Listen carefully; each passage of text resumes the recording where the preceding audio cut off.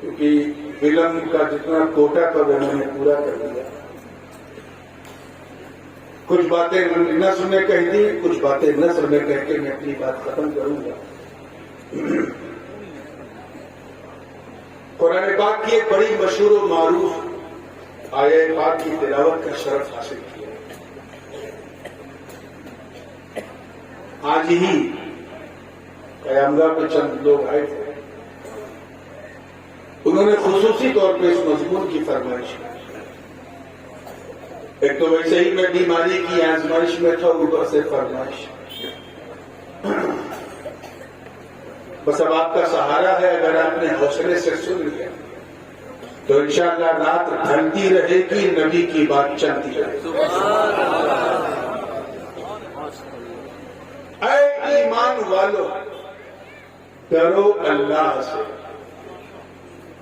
اور اس کی طرف وسیلہ تلاش کرو.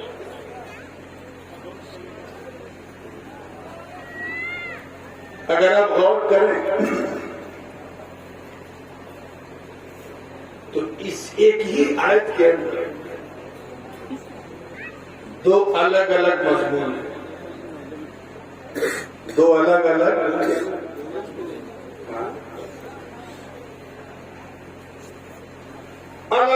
سندیش، الگ الگ پیغام. آسانی کے لیے عرض کروں بالکل شارٹیسٹ وے پاسبل سے، تو پہلا جو حصہ اس آیت کا اس کا تعلق شریعت سے. ڈرو اللہ، have a fear of Almighty Allah all the time. اور دوسرا جو حصہ ہے اس کی راہ میں وسیلہ تلاش کرو. اس کا تعلق شریعت سے تو ہے ہی ہے، لیکن طریقت سے. طریقت سے شریعت نام ہے نبی کے ذریعے لائے گئے پیغام کو. ما جاء بہ النبی جس کو کہا گیا صلی اللہ علیہ وسلم، اس پر عمل پیرا ہے. یعنی نماز پڑھنا شریعت ہے، روزہ رکھنا طریقت ہے، شریعت ہے، حج کرنا شریعت ہے، زکات دینا شریعت ہے. جو حرام ہے ان کو حرام سمجھنا شریعت ہے، جو حلال ہے ان کو حلال سمجھنا شریعت ہے. اللہ کے حدود کی پاسداری کرنا، زور سے بولیے، کیا ہے؟ شریعت. ایک چیپٹر یہ، اور جب اس پر مکمل کھڑے اتر جاؤ تو یہ کافی نہیں. کافی ہوتا تو واضح عقل کے ساتھ اس مضمون کو معطوف علیہ نہ بنایا جاتا، اور وہ یہ ہے کہ اللہ کی راہ میں وسیلہ تلاش کرو. Try to get closer to Almighty Allah. Take a daman of someone who will take you to the Allah. کسی ایسے کو اپنا ساتھی بنا لو جو تمہیں اللہ کا سبحان اللہ.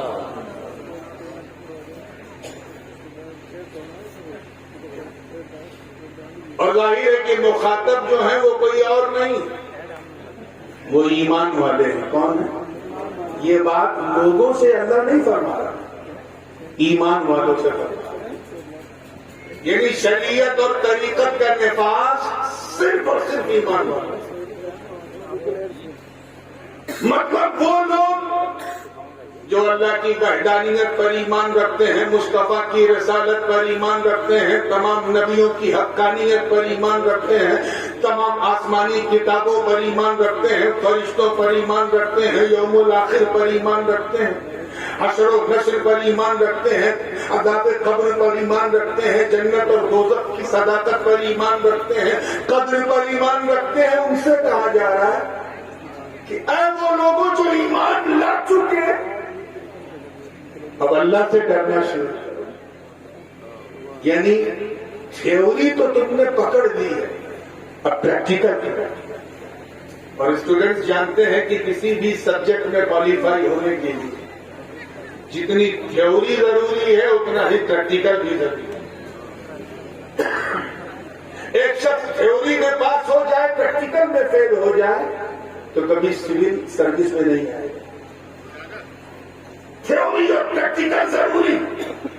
کمپیوٹر چلایا کیسے جائے یہ کتاب سے سیکھو اور سیکھ کر کے انگلی چلا چلا کے اس پر عمل کرو, تب جا کے تم سائنٹسٹ بنو گے.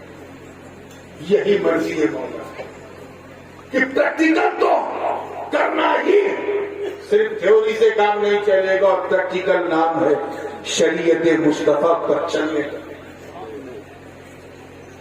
ایک بات میں اور آپ کو بتاتا چلوں, کیونکہ ماحول آج اتنی فرمائشیں ہیں کہ میں سوچ رہا ہوں کس مضمون کو لوں, کس کو چھوڑوں, مگر میں کوشش کروں گا سب کو تھوڑا تھوڑا ٹچ کریں. کچھ لوگ یہ سمجھتے ہیں کہ طریقت کافی ہے, شریعت کافی نہیں. مارا 100 بار مارا, ہاتھ میں کسو انگلی میں انگوٹھی پہن لیا, لمبے بال رکھ لیا, بابا بن گئے. اور جب ان سے کوئی پوچھتا بابا جی نماز پڑھو, تو کہتے میں تو مسجد نبوی میں جا کے نماز پڑھتا ہوں. یا اللہ یہ کون سی نماز ہے جو ہم نے غوث پاک سے نہیں سنی, یہ غریب نواز سے نہیں سنی, داتا لاہوری سے نہیں سنی, مخدوم سمنانی سے نہیں سنی, صوفی حمید الدین ناگوری سے نہیں سنی, حضرت بابا نادر شاہ سے نہیں سنی. یہ کون سی نماز ہے کہ جب نماز کا وقت ہو جائے تو کمرہ بند کر لو تو میں مدینے گیا. ایسے باباؤں سے بچ کے رہنے کی ضرورت ہے. کہتے ہیں ہم طریقت والے علماء بیٹھے, اس لیے میں اس کی وضاحت کرتا چلوں. یاد رکھیے گا کہ شریعت اور طریقت, حالانکہ بعد میں وجہ, لیکن میرے نزدیک عام خاص مطلق کی مسئلہ. ہر طریقت والا شریعت والا ہوتا ہے. زور سے بولیے سبحان اللہ. اور آسان کر دوں بالکل آپ کی اسپیڈ پہ آ کہ ہر صوفی مولوی ہوتا ہے. ہر صوفی مولوی ہوتا ہے, لیکن ہر مولوی صوفی ہو یہ کوئی ضروری نہیں. یہ تو ہو سکتا ہے کہ بندے نے مدرسے کی روٹی کھائی ہے, خانقاہ کا دلیا نہیں کھایا. لیکن یہ امپاسبل ہے کہ کسی نے خانقاہ کا دلیا کھایا ہو اور مدرسے کی عزت نہ کرتا ہو. اس کو یوں سمجھے بالکل دودھ کا دودھ, پانی کا پانی کر دوں پھر آگے بڑھنے میں آسانی. شریعت نام ہے سر کے بال کا. کیچ کیجیے, یہ میں سمجھانے کے لیے کہہ رہا ہوں, شریعت کو سر کا بال نہ سمجھیے. جیسے گویا سر کا بال کیا, اور طریقت نام ہے اس میں مانگ نکالنے کا. وہ جو کریش نکالتے ہیں مانگ نکالتے ہیں. شریعت نام ہے بال رکھنے کا, طریقت نام ہے اس بال کو سنوارنے کا, اس کو نکھارنے کا, اس کو تیل وغیرہ لگا کے چمکانے کا, اس کو بالکل برابر رکھنے کا نام طریقہ ہے. یہ تو ہو سکتا ہے کہ سر پہ بال ہے مگر مانگ نہیں, لیکن کیا یہ ممکن ہے کہ سر پہ مانگ ہو اور بال ہی نہ؟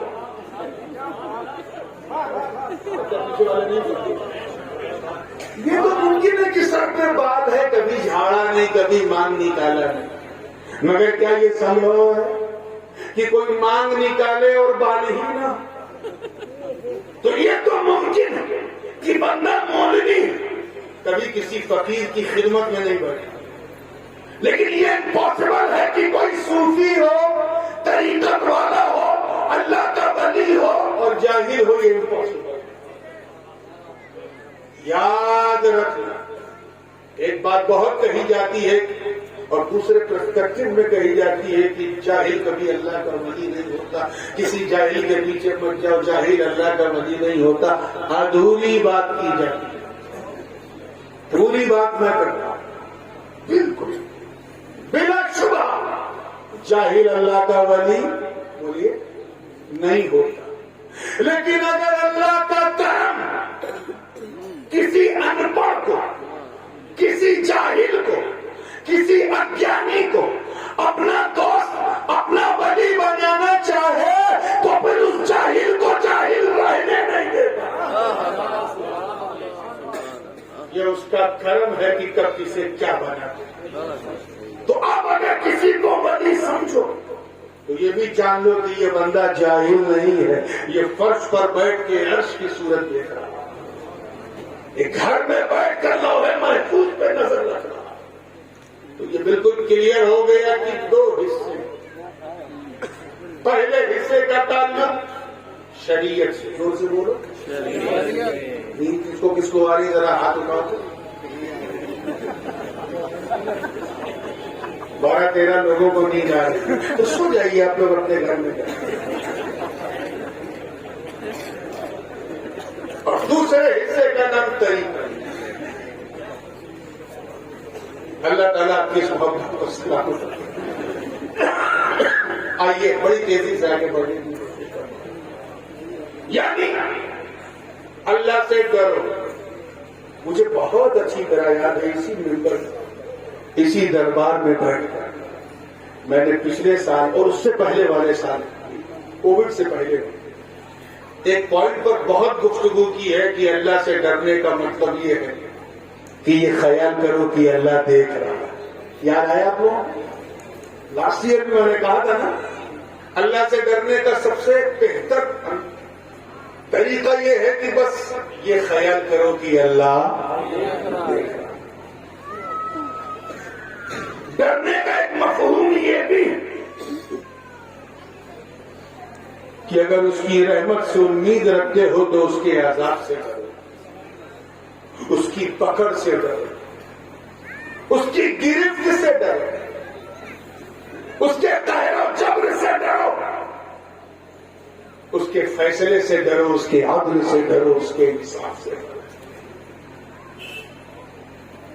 اللہ پاک کا ارشاد ہے ظہر الفساد فی البر والبحر بما کسبت ایدی الناس لیذیقہم بعض الذی عملوا لعلہم یرجعون۔ میں پہلے چیپٹر کی تھوڑی سی بات کر لوں پھر دوسرے حصے پہ کیونکہ اصلاح بھی بہت ضروری ہے۔ فتنہ و فساد برپا ہو گئے، خشکی پر تری پر دریا میں صحرا میں، تمہاری اپنی کرتوتوں کی وجہ سے، اپنے عمل کی وجہ سے۔ اللہ پاک ارشاد فرماتا ہے کہ وہ ایسا اس لیے کرتا ہے تاکہ تمہیں مزہ چکھائے ان چیزوں کا جو تم نے کیا ہے، اور یہ مزہ چکھتے چکھتے تم اللہ کی طرف رجوع کرو۔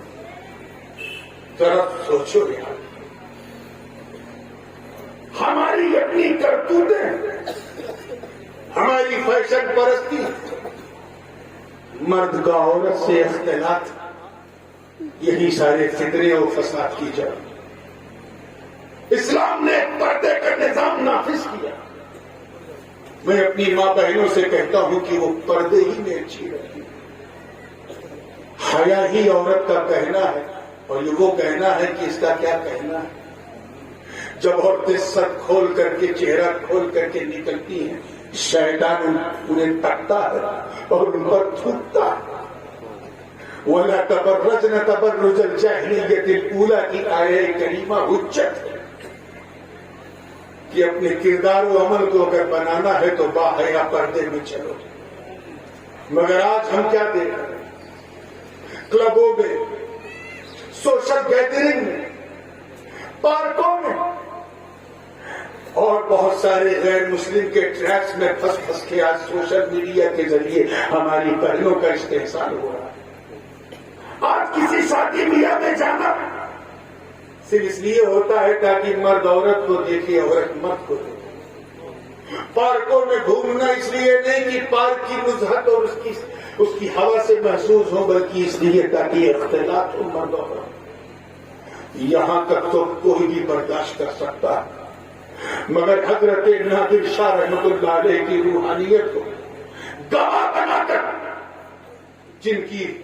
جن کا وجود آج کے اس جلسے کی روحانی سرپرستی کر رہا ہے، اے ہنومان گڑھ اور قرب و جوار کے غیور مسلمانوں، اپنے دل پر ہاتھ رکھ کے ایمانداری سے بتانا کتنے لوگ ایسے ہیں نوجوان بچوں اور بچیوں میں جو صاحب عرس کی وجہ سے آتے ہیں، صرف اسی اختلاف کی وجہ سے کہ ہم مرد عورتوں کو دیکھیں اور مرد کو دیکھیں۔ ارے ظالموں، تم نے پارک میں کیا ہوتا تو چلو انسان برداشت کر لیتا، غیر اسلامی بولی ہے، غیر شرعی ہے۔ شادی بیاہ کی محفل میں، کسی میلے میں، باقاعدہ تم پر گناہ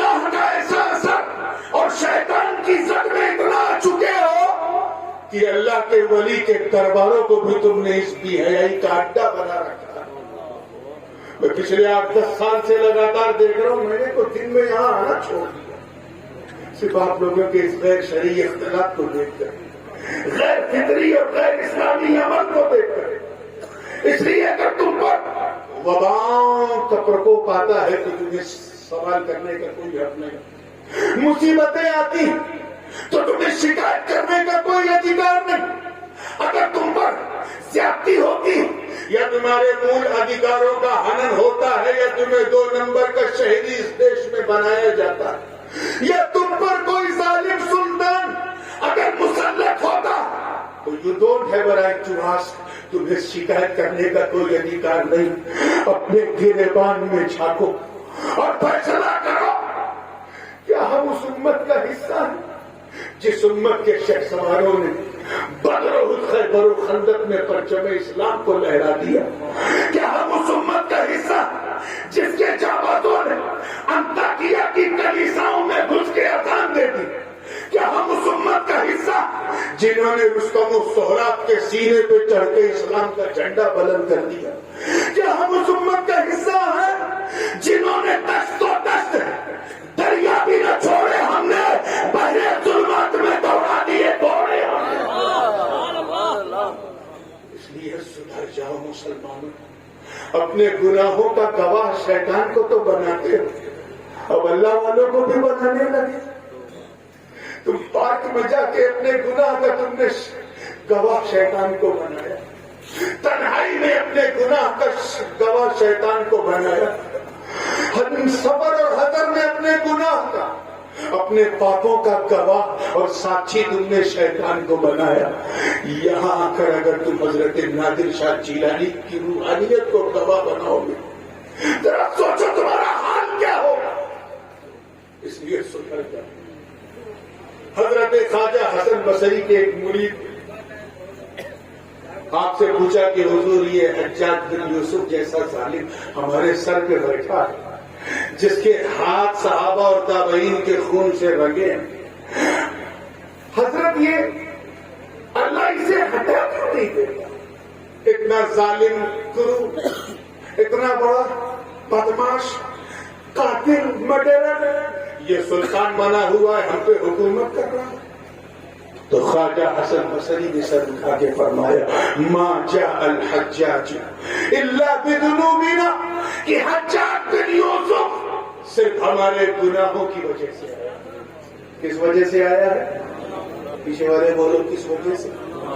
ہمارے گناہوں کی وجہ سے جو ہم گناہ کرتے ہیں. لگ بھگ 14 یا 1400 برس ہو گئے آپ کو. اس زمانے کے گنہگاروں, جملہ ضائع نہ, اس زمانے کے گنہگاروں کو دیکھ کر کہا تھا کہ یہ ظالم ہمارے سروں پر اس لیے بیٹھا ہے کیونکہ ہم گنہگار ہیں.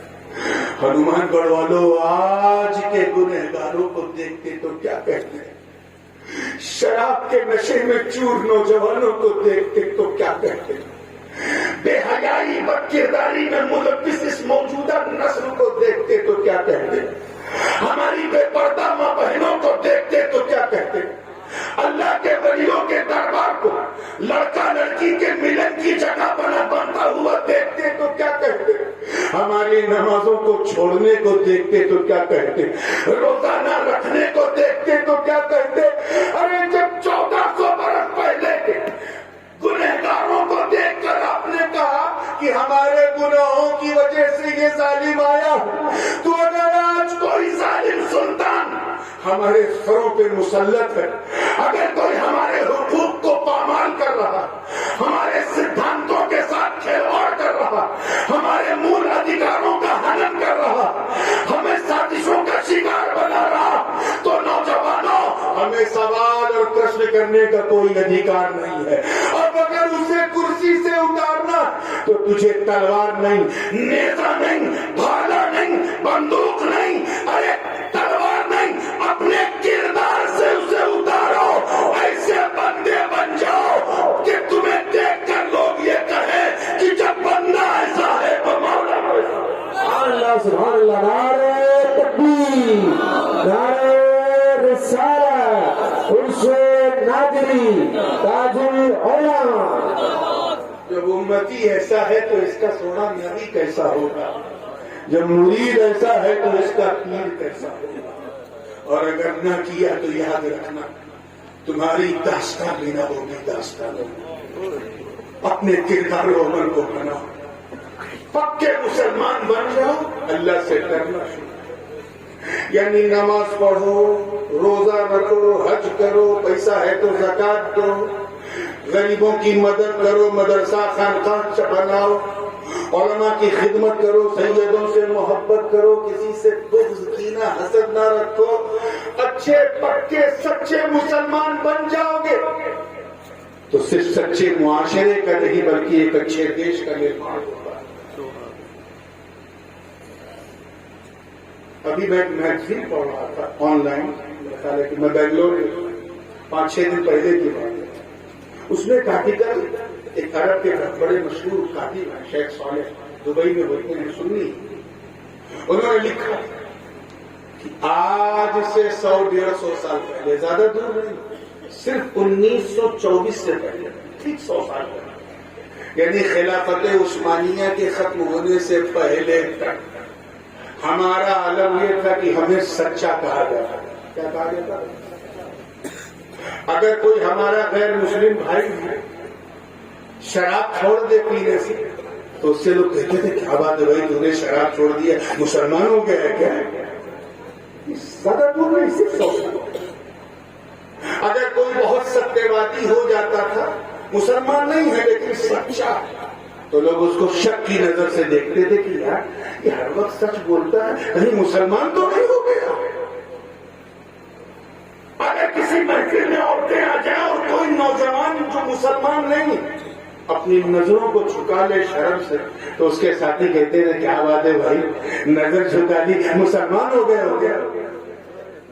صرف 100 سال پہلے ہماری یہ تصویر، اور آج قسمتی سے اللہ ماشاء اللہ، اللہ نے جنہیں محفوظ رکھا ہے وہ اللہ والے. لیکن اکثر کا عالم یہ ہے کہ جو سب سے زیادہ جھوٹ بولے وہی مسلمان، جو چھپ چھپ کے گناہ کرے وہی مسلمان، جو لوگوں کو دھوکہ دے وہی مسلمان، جو چند سکوں کے لیے غیبت کرے وہی مسلمان، جو سینے میں بغض حسد رکھے وہی مسلمان. ہم کیا تھے اور کیا ہو گئے.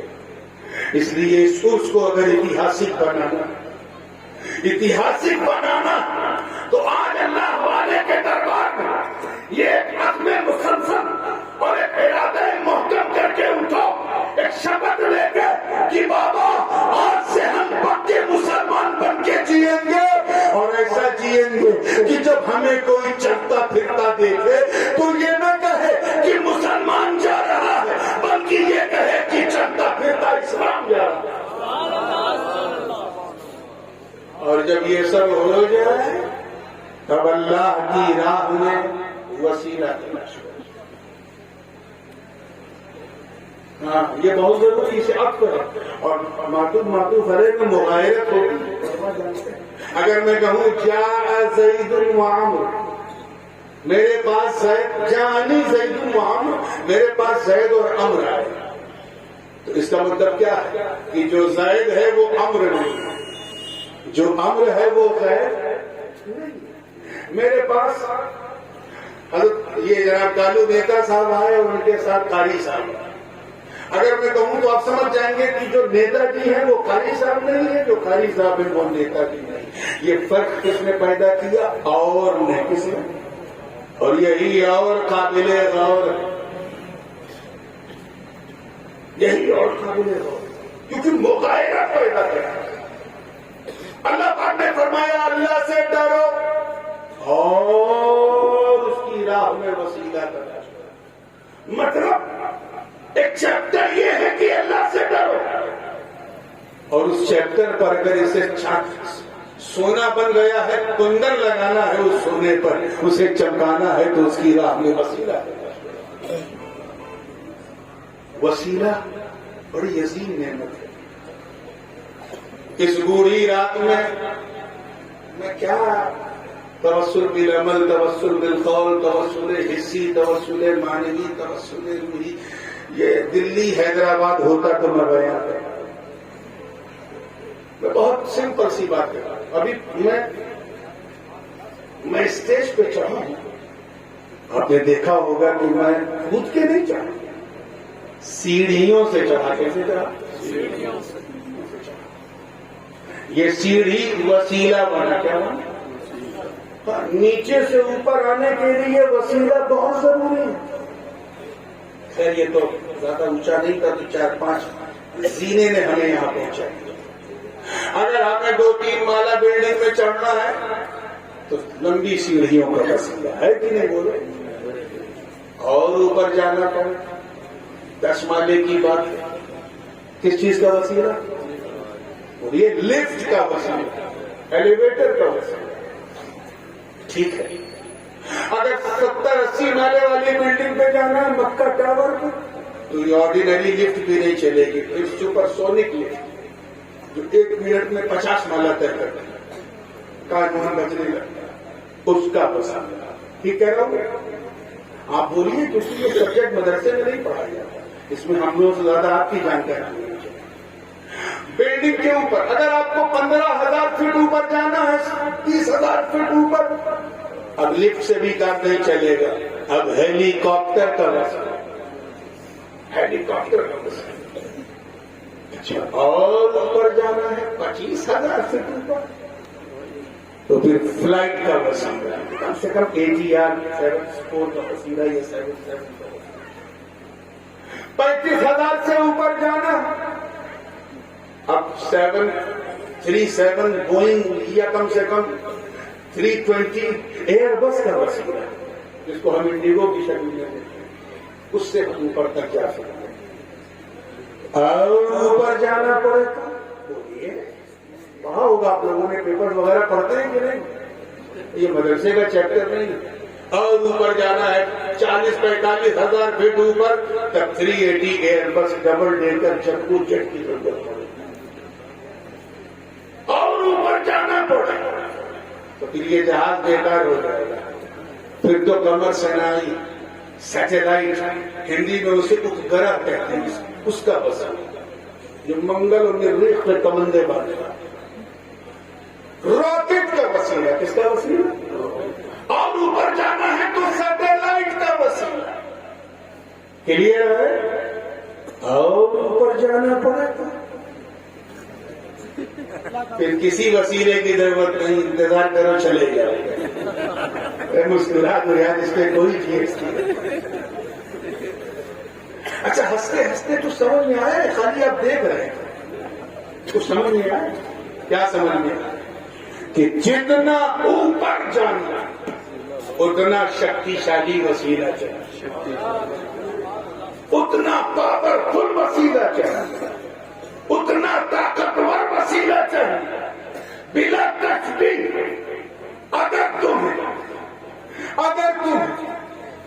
ایک حد غریب نواز تک جانا تو مخدوم اشرف کا وسیلہ, حضرت نادر شاہ جیلانی کا وسیلہ بناؤ. غوث پاک تک جانا ہے تو غریب نواز کا دامن تھامو. مولا علی تک جانا ہے تو حضرت غوث اعظم کا دامن تھامو. نبی تک جانا ہے تو ان کے 4 یاروں کا دامن تھامو. اور خدا تک جانا ہے تو مصطفیٰ کا دامن تھامو. سبحان اللہ, کیا بات ہے, سبحان اللہ.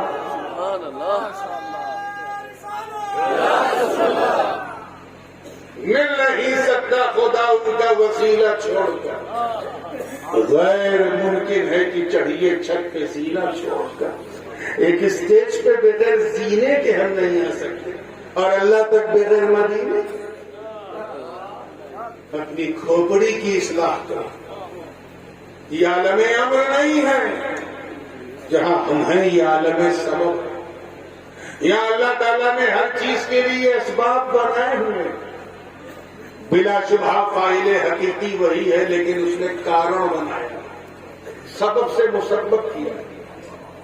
جیسے زمین سے تب بخار اٹھا, ہواؤں میں گیا, خلاؤں میں گیا, H2O کا فارمولا تیار ہوا, اس سے بادل بنا, بادل سے بارش ہوئی. جب بارش ہوئی تو سائنسداں نے کہا بادل نے برسایا, مسلمان نے کہا اللہ نے برسایا. برسانے والا بھائی، لیکن اس نے ایک سبب بنا. ہم پچھلی دنیا میں تھے، وہاں سے چل کے باپ کی صلب میں آئے تو اس نے سبب بنایا امر رب. باپ کی صلب سے چل کے ماں کے پیٹ میں آئے، سبب بنایا نگاہ. ماں کے پیٹ سے چل کے اس دنیا میں آئے تو اس نے سبب بنایا درد زہ پرسو پیرا. اس دنیا سے چل کے قبر میں جائیں گے، اس کا سبب اور کارن اس نے کیا بنایا؟ قبض روح.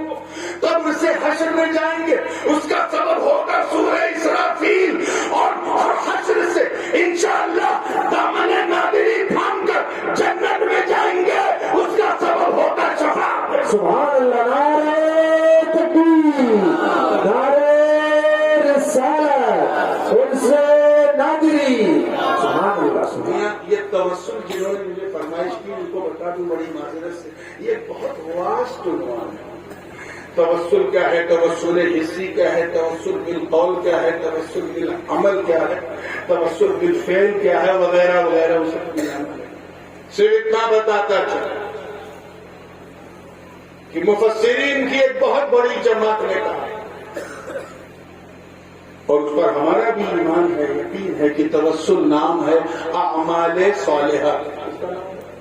زور سے بولیے اور آسان کرنا پڑے گا آپ کے لیے. ہمارے اچھی کرتوتوں کا، ہمارے اچھے کاریہ کا، اسی کا نام کیا ہے؟ وسیلہ. نماز پڑھنا عمل خیر ہے تو یہ بھی وسیلہ ہے. روزہ حج زکات یہ سب اچھے اچھے کام ہے، یہ سب اللہ کی بارگاہ میں کیا ہے؟ مگر یار ایمانداری سے بتانا پورے یقین کے ساتھ کہ آپ نے جو نماز پڑھی، آپ کو یقین ہے کہ یہ نماز قبول ہو گئی؟ بولو، شرماؤ نہیں، بولو. اللہ کی شان پر، اس کے عدل پر منحصر ہے کہ وہ اسے قبول کرتا ہے کہ نہیں. اگر کر لے تو اس کا فضل ہے، نہ کرے تو اس کا عدل. آپ نے ایک ایک بھائی اکٹھا کیا، حج کیا، دعا مانگی، مونا مزدلفہ رکھا، گھر پر دوڑے گھومے. آپ کو یقین ہے کہ آپ کا حج قبول ہو گیا؟ فرض تو ادا کر دیا، قبولیت کے دستے قدرت. اللہ قبول کرے تو اس کا فضل ہے، اس کی دیا ہے، نہ کرے تو اس کا فیصلہ. ہم نے محتاج کی ضرورت کو پوری کیا، زکات دے دیا، نیک کام کیا. یقین ہے کہ یہ زکات قبول ہو گئی؟ بولو زور سے.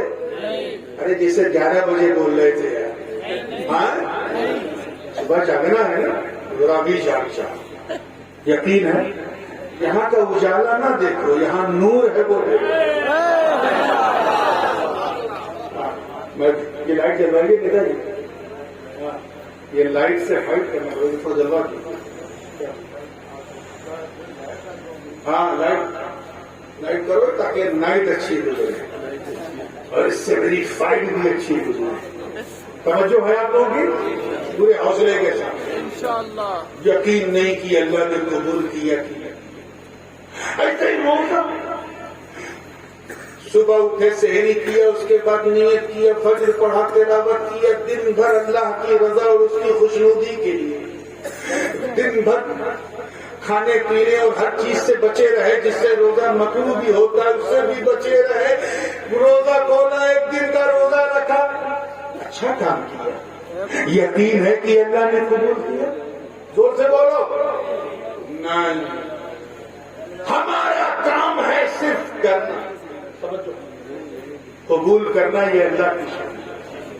وہ قبول کرے نہ کرے اس کی شان ہے، ہمارا کام ہے کرنا.